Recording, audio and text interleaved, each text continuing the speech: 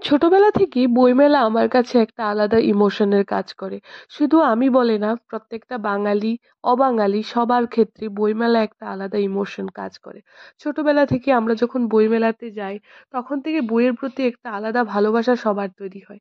তাই বইমেলা আমাদের জীবনে একটা খুবই গুরুত্বপূর্ণ অংশ জুড়ে রয়ে গেছে। তো বইমেলা, আগরতলা বইমেলা শুরু হয়ে গেছে তোমরা সকলেই জানো। তো যাও, ভিজিট করো। এবং বইমেলাতে না পুরনো শিক্ষক শিক্ষিকাদেরকে যখন আমরা দেখি, তো ছাত্র শিক্ষকের একটা আলাদা বন্ধন আমরা দেখতে পাই।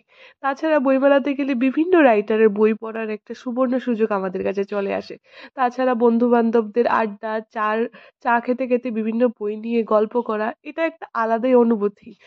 তোমরা যাই বলো না কেন, সাহিত্য, সংস্কৃতি, এগুলোর মধ্যে না একটা আলাদা শান্তি পাওয়া যায়, সেটা স্বস্তির নিঃশ্বাসের মতো। তাই বইমেলা আমার কাছে খুব প্রিয় একটা জায়গা। আমি আমার ছেলেকে নিয়ে বইমেলাতে গিয়েছি, কারণ আমি চাই ওর ছেলেবেলাটাও যেন বইয়ের মাধ্যমে কাটে, এবং ও যখন বড় হয় ওরও যাতে বইয়ের প্রতি একটা আকর্ষণ তৈরি হয়।